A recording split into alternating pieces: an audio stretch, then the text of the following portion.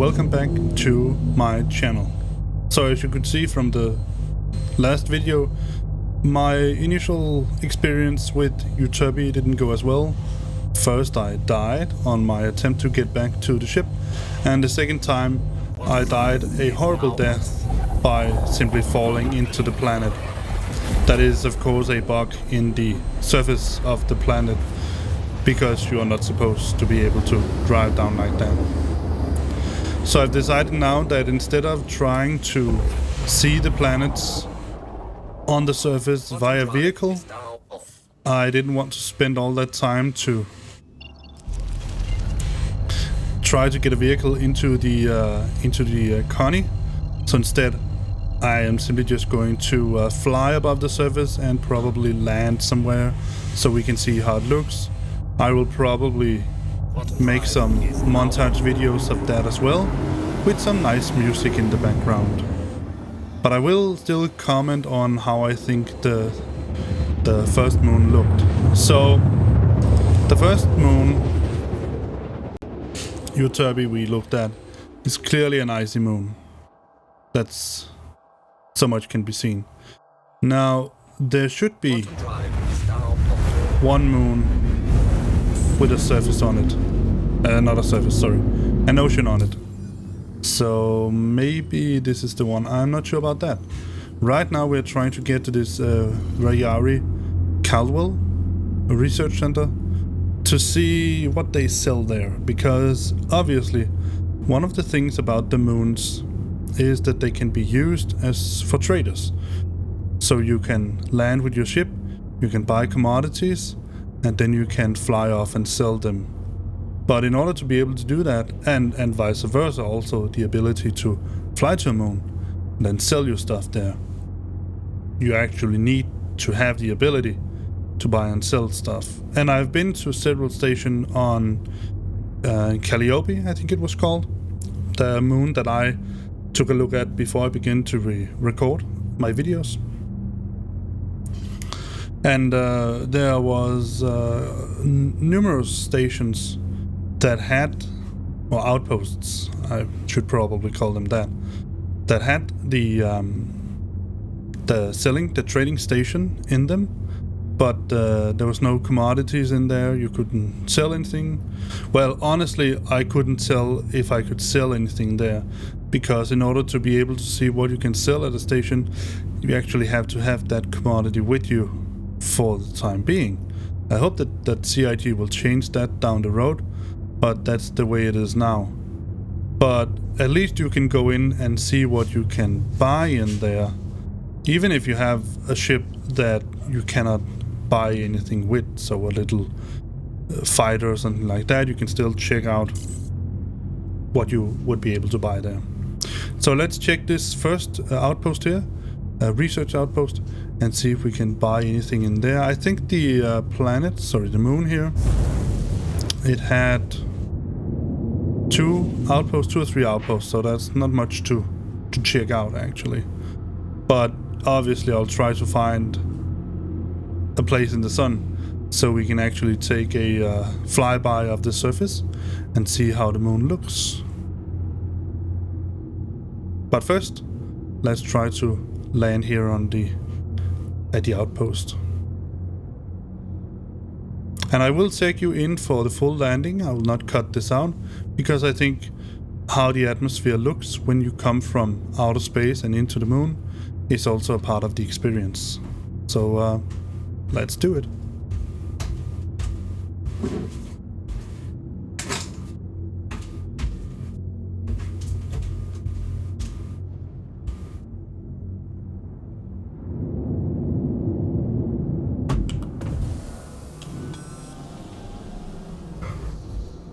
Landing gear deployed.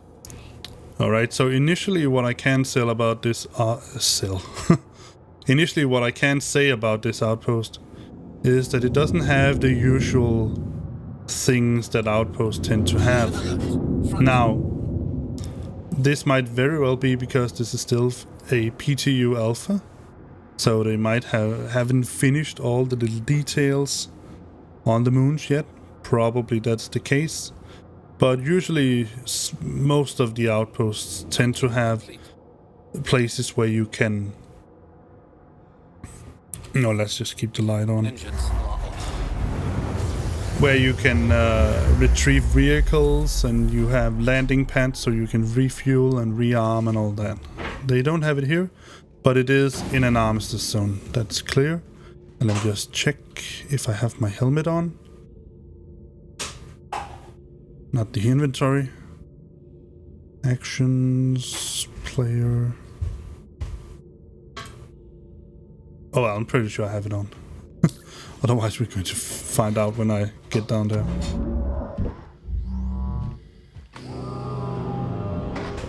So let's see what the temp is here. Probably cold. Let's see. Minus 65 degrees. That's reasonable. Let's see if we can find the trading outpost. It's there.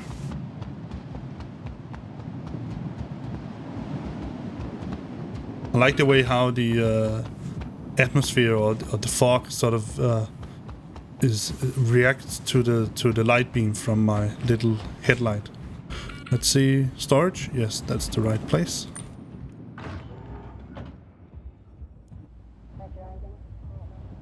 Also, they have added a little voice. I can't hear what it says, but there's a little voice on the pressurizing system there. Now that goes throughout all the outposts in this patch, not just here on Microtech. Oh, let's see. Agricultural, medical, waste stims seems to be more or less the same as for instance, the research outpost on. Let me just check what the name was.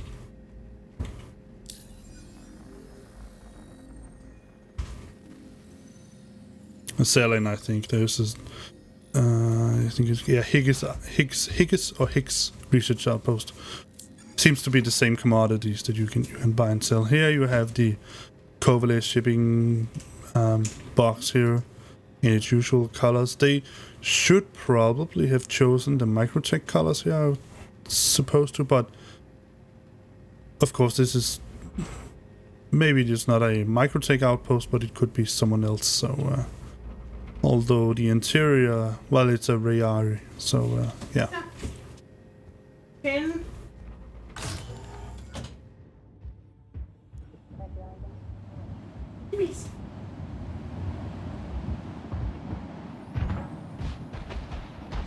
It seems that this outpost here is placed in a crater, but I won't do so much other than you can see this looks really cool. You can see how it actually seems like they've managed to add turbulence to the air here. Alright, so let me give you sort of a little short physics lecture. One of the things that the physicist has discovered, especially regarding the atmosphere, is that when you have air traversing over land, or water for that instance, at a given velocity, the closer you get to the ground, the slower that velocity will become because of friction.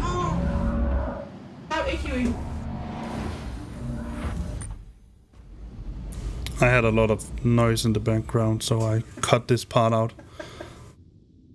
Alright, so let me get back to the point I was at before. So when you have this air or water, move. Collision alert with what? There's something out there. Wonder what, should we check it out? Let's see. See what it is. A carrack. An empty carrack. Let's go take a look at it. Just because we can.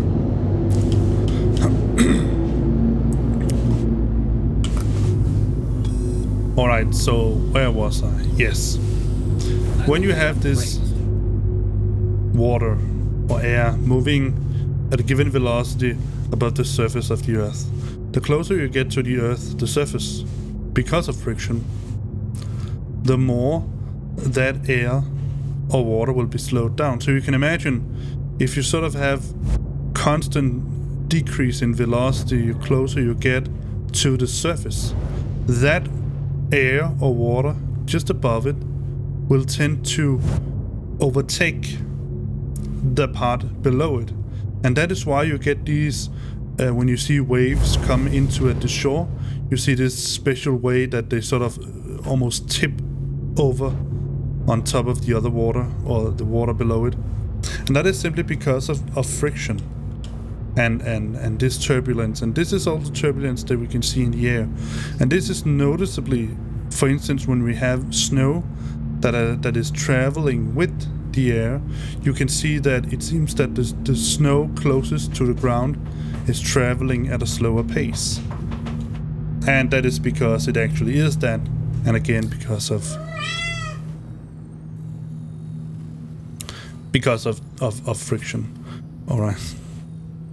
As you can hear, we have cats here also. Let me see, we have this. Let's try this MacLeod. So this was a Cantwell research outpost, and let's try the MacLeod and see if that is in the sun. Because we want to get into, I want to get into the sun. Because this is the place where it's most interesting to see how the moon actually looks. How can I be too close? Oh, that's what? Didn't it send for? No, it apparently didn't. MacLeod, that was.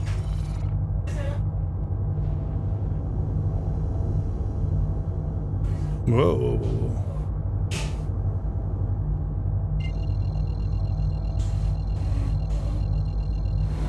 That should do it. Because now I have the sun directly in my face. Alright, let's... Oh, that looks beautiful. That looks beautiful. That looks beautiful. That looks beautiful. That looks beautiful.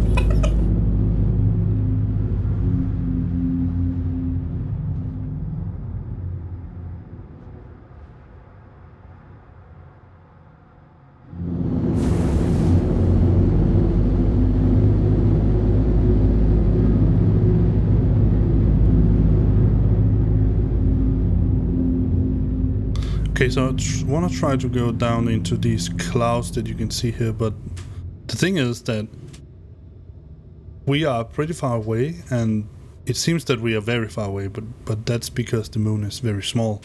But still, we are some way away from it, and so the clouds might move very far away from my perspective here before we get down to them. But I want to see if we fly through the clouds, we'll get sort of a lot of rain and debris on the windscreen.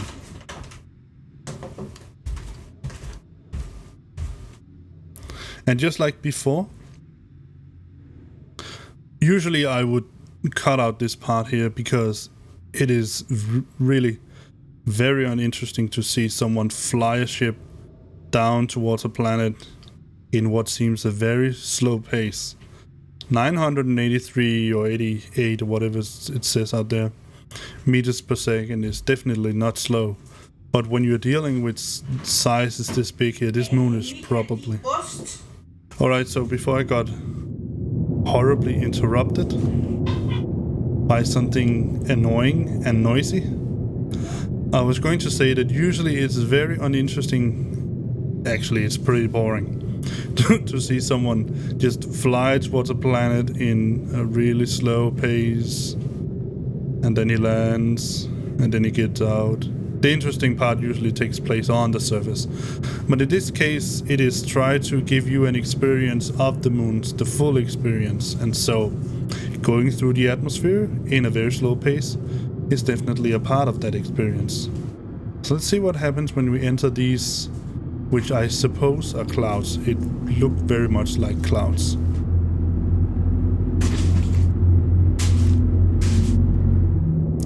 Because my brief experience when I won't compare this to Earth because well, obviously, what else would I compare it with? But my brief experience with flying on Earth is that, wow, this is green. My brief experience when flying on Earth is that when you fly through clouds, you tend to get sort of, well, water on the windscreen, because clouds are water, basically water. Sometimes usually it's frozen water in droplets, but still water. And so when you hit it with an airplane, you can actually make it condense into water droplets. But look at this. Completely green atmosphere. And there was a little formation of a cloud that apparently decided it would want to be there anyway. I wonder if those are supposed to be some kind of volcanoes. Probably. Well, first thing I want to do is to land on the surface, and let's see whether this is a hot moon or cold moon. Suppose it's a cold moon, because we are in the outskirts of what would be considered the inner solar system here. Let's head down. See if we can find a somewhat suitable space to land, because it seems that much of this is rocks and hills, and this doesn't seem to be a really smooth surface for a ship to land. Let's get the landing gear down. Take it in a little bit there. Alright, welcome back. As you could see, I was hit with a 30k arrow. But now I finally actually managed to land here on Clio. And let's take a look at something I find to be rather interesting. Now, as I've told several times, I am an astronomer. That is one of the reasons why I find this game so intriguing and interesting, is that it sort of satisfies my hunger for actually exploring space, even though this is a game and it's not real and all that. But still, it's a pretty neat fantasy. But let me just show you something that I noticed on my way down. First of all, you can see this green atmosphere here. It's really interesting. I would actually like to get out a spectrometer and figure out what the composition is, but let's see if this can tell us. No, doesn't say anything. But let's check the temperature. Minus 69, so it's pretty cold. But look at this. This seems to be a pretty big, as you can see here when I walk around, like sort of around the edges. This is a pretty big impact crater from a meteor or an asteroid. I think it's probably an asteroid. If you compare with the Andromeda down there, it's roughly in the middle. There's 150 meters down there, so this is roughly 300 meters in radius. Sorry, in diameter. Pretty big impact crater. Of course, some impact craters go all the way to a couple of kilometers. Now, if I'm not mistaken, the sea should be in that way, but we can see when I get into the ship again. If I can. Because I think I'm going against the wind right now.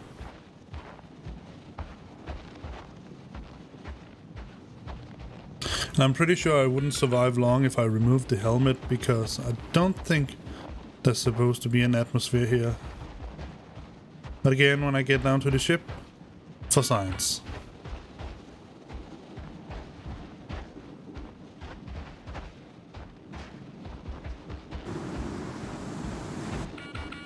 There are still some minor bugs with the sound, as you can hear. And obviously, there is a bug regarding the 30k errors, but that has been persistent throughout many of the updates. Even since 3.8 came out, there was a lot of 30k errors, and I think they have removed most of them, but I suppose it's hard to remove all of them. Alright, now that we're here,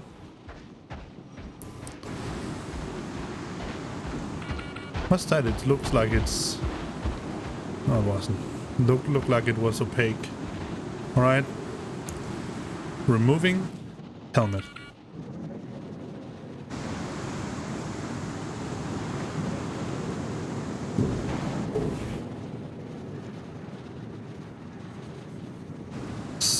Besides here being excruciatingly cold, it seemed like there is an atmosphere here, but that might be, again, I wouldn't call it a bug in that sense, but perhaps more like a missing feature of the game. Like I said in the last part of this video before the 30k error, I found that perhaps some of the planets, if not all of them, moons, not planets, moons, have certain areas where you cannot land or you cannot drive around. And so in order to avoid destroying more things and having to start all over and over again, I decided that it might be more interesting just to make some flybys over the surface of the land. So the thing is, whoa, it's even hard to turn right now. Look at this. The wind is really pushing it around. Is it? If I move against the wind, it should stop. Yeah, more or less. But still, there is a heck of a lot of wind down here. Let's try to go a little bit up and see if we can find the general direction of where the ocean is. Just like before, I think I'm going to make this flyby over here some sort of montage video with a little bit of nice background music, because, well, you're not supposed to see every little bit of where I fly, but see the general parts of the moon, and at least that's my intention.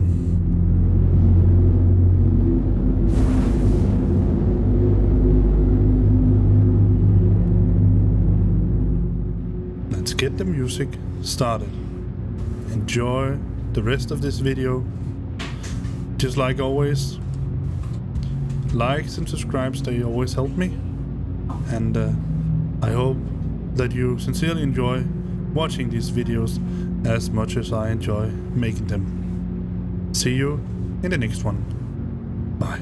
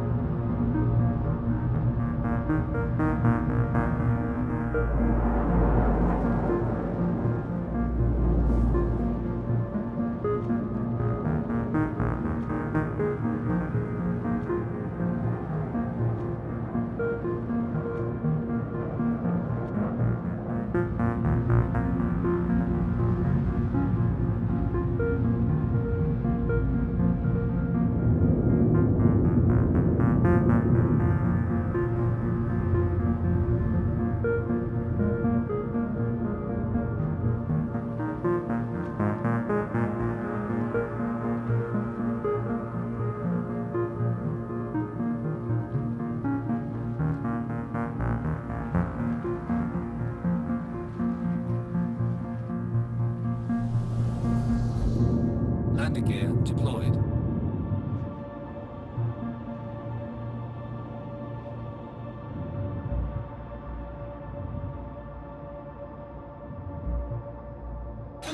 alert. Front. Collision alert. Low.